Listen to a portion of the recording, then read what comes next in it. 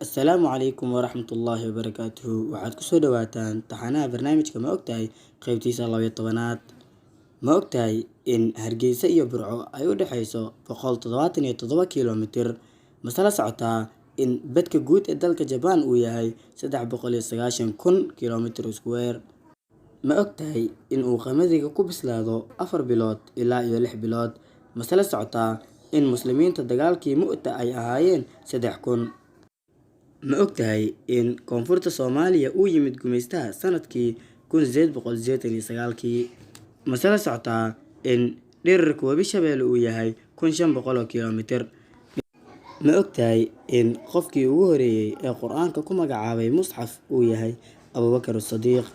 masala socotaa in bishii Ramadaan sanadkii 8aad ee Hijriyada uu dhacay Fatxu Makka ma ogtahay Ruushka inuu yahay wadanka ugu weyn ee qaaradda Aasiya